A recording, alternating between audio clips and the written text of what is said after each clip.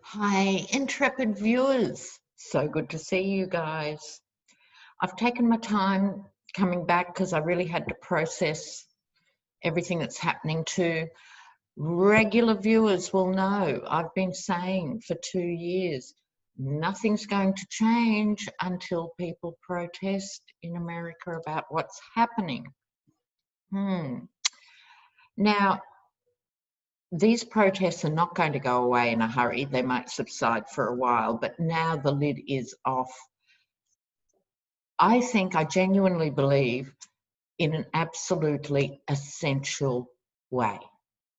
We've been watching years of this brutality towards not just young black men. Some of these guys have been older, including George Floyd, and a gentleman who was shot in Kentucky, Louisville, Kentucky.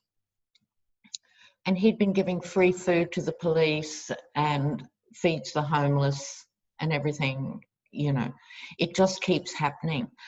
And so now it's hit the streets big time. Yes, there's going to be some argy-bargy about looting. People don't like looting. They don't like smashed windows. I think there are worse things. But regardless of what I think about it, I think people are, you know, some might say, oh, it's the hard left Antifa. Some might say it's the hard right agitators who are planted in these things, which does happen. And some might say it's just angry young black men. The looting is taking second place, I think, to the big issue, which is racism in America and the lack of leadership in dealing with that. And amazing things have been happening. Now, we know the perpetrator of this most recent atrocity has been charged with third-degree murder and manslaughter. What's that? What is third-degree murder? Is that a special charge that you keep when officers of the law kill people while being filmed, you know, with their colleagues watching? Is that what third degree means? I don't know what third degree means. We'll see. Has to be sorted out. But what's been fascinating to me has been the different police reactions. You've had hardcore, vicious, repressive, violent, homicidal actions, but you've had lots of other amazing stuff. And I've made just part of the list. And that included the sheriff of Flint, Michigan, saying to protesters, what do you want? And they said, walk with us. And he got his officers to take their helmets off and walk. The Santa Cruz police chief took the knee. Kansas City officers holding signs saying end police brutality. This has been held up by police. This is what's making this particular protest major and different. Fargo, police with signs, we are one human race. Ferguson, Missouri, police took a 9-minute kneel. Right. This, to me, is the heartening thing. This is the most extraordinary thing. This is the thing that's going to make a difference. Right. You're always going to get those raging racist turkeys.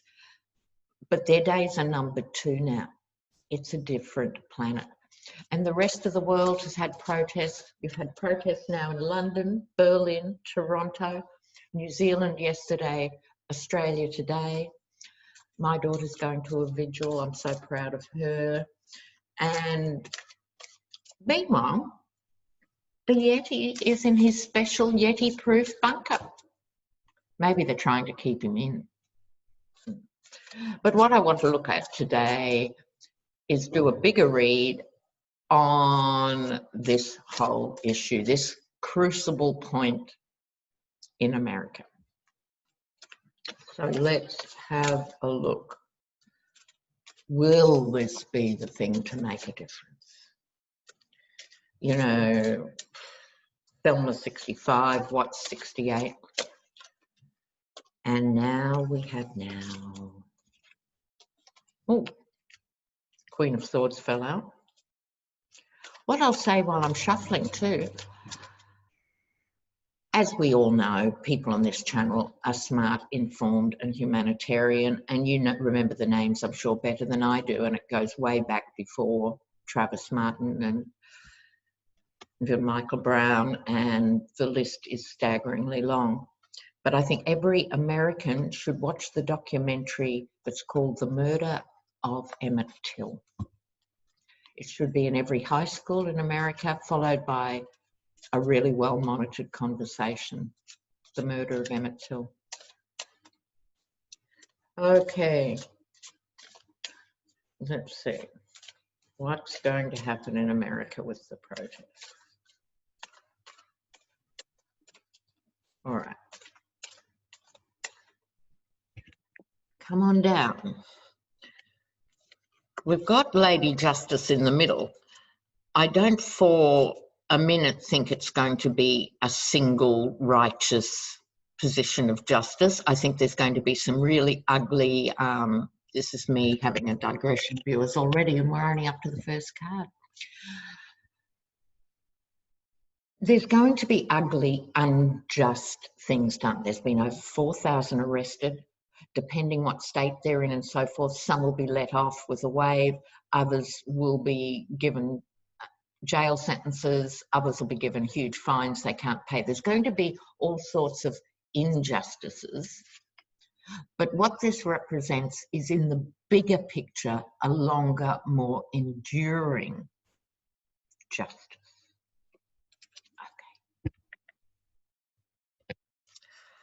All right, what's underneath the issue? Yes, what's on top of the issue?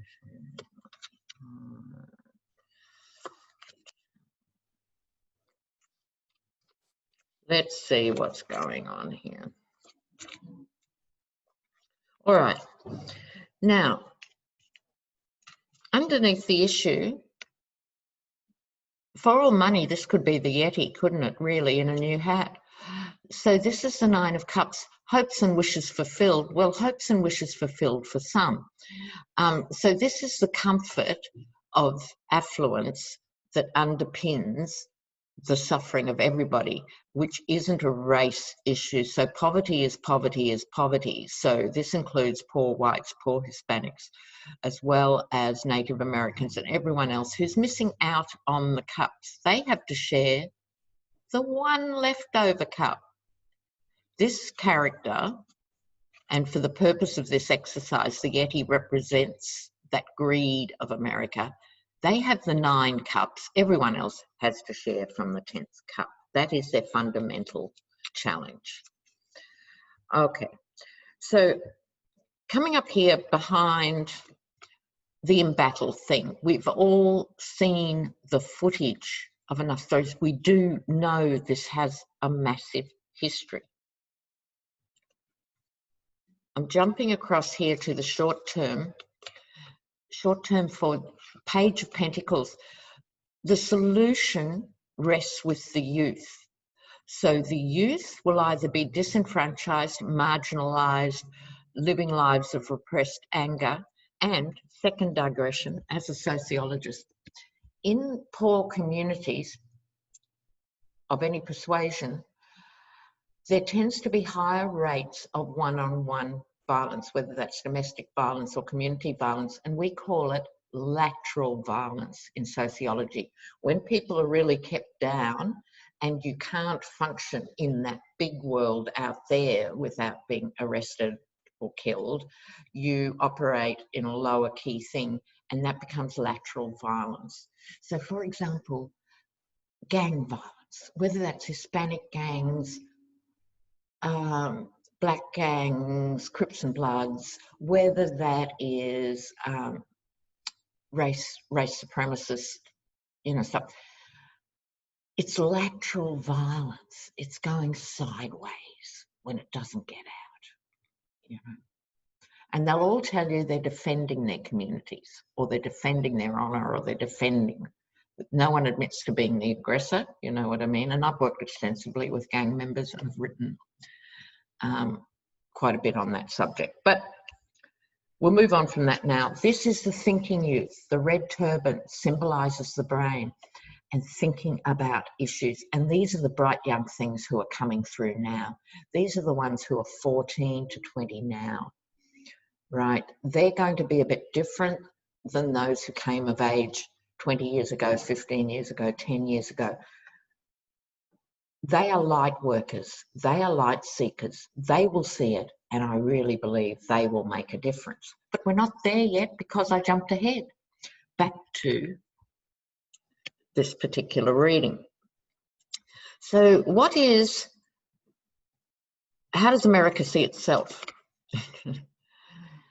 It's like everyone in America feels like a hostage. So if you're black, you feel like a hostage for all the obvious reasons that have been relentlessly shown. If you're a woman, you feel a hostage because you've got the glass ceiling plus race. Wealthy people feel they're being held hostage because they can't keep making money because these pesky protesters are out there. Everyone's a hostage. So now what's coming through here? The energy of advice. Knight of Wands, the cautious knight. This is interesting. This isn't the Knight of Swords, which goes out blazing, you know. This is a knight who's still up for the fight, who still believes in the cause, but can strategize. Like the young people coming up, I think this will be the new phase of strategizing, how to keep the momentum and not losing momentum and moving forward to the next step. The Knight of Wands is on the galloping horse of change, but reining it in, waiting to find the most effective way to make this last. This is all about the need for lasting change, not just getting everyone to go home, call it a curfew and hope it all blows over. That is not going to work. It is not a solution. It's not an option. So I think this is as much the protesters as everything. To not get off the horse, to not get off the battle, but think, preserve yourself and your own while you're moving forward with the bigger cause. Here is your bigger cause, the King of Swords. You have the Queen of Swords bang in the middle. Now, in this position, we're talking about the King of Swords. So that reinforces her power and she reinforces his power. In other words, this has to be sorted out, not just legally in courts. It's justice. Social justice is as important as court justice, if not more so. We could also go as far as to say karmic justice. We've got the two of them here reinforcing each other, right? So it is going to happen. If we hadn't got the message about justice, here's justice again. I'm loving this spread. This is social justice. This is my social justice card. So that's what I'm trying to put together as a sub-story for you guys. This is talking about economic justice. This is talking about social justice. This is talking about gender equality. This is talking about having to fight their swords, but it's about communication. Swords are communication and mental. So unlike the delinquent in the White House who's just revving people up and then skulking back to the bunker, this is about real people making really big, big, big things be heard. And I think you're going to see the communication pick up. Those cities that have had protests too, they recognise the horror that is American racism, so often ending in death. But they recognise it because America's not the only racist country in the world, God knows. And we had a Royal Commission, which is our biggest look at anything. It's like an impeachment trial sort of thing, that scale, it's huge, on black deaths in custody in Australia, predominantly Aboriginal deaths. 120 recommendations were made. and what's been done about that since, that would be nada. So this issue has global implications, right?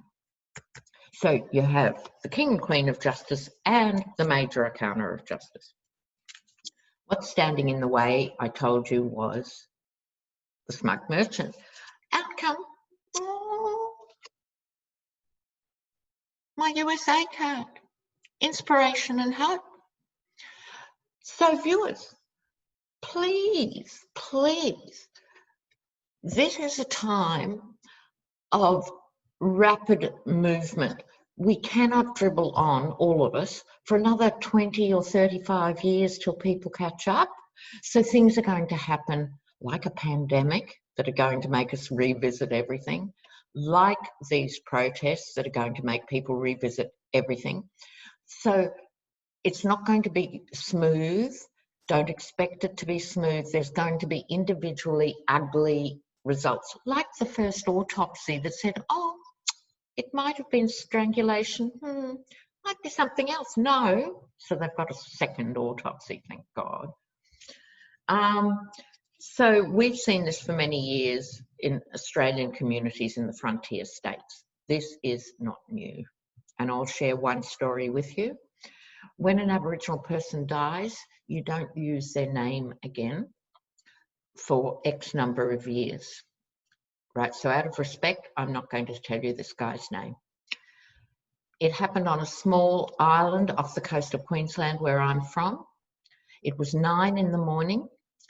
This man was arrested by police. He was beaten to death, kneed to death. This is obviously a pattern, to death at 9 a.m. in the morning on the steps of the police station. Now, what happened? It got Australia's attention. This happens like all the time in Australia, but it rarely makes the grown-up states, you know. And this one did because it was so shocking. And I said to my friends in Sydney, they're going to get away with it. And they said, oh, don't be silly, you know, like it's been in every newspaper in the country, you know. The only reason it didn't disappear was the regular coroner who would have said, oh, whoops, he tripped on the stairs and banged his head 48 times. You know, they have these coroners.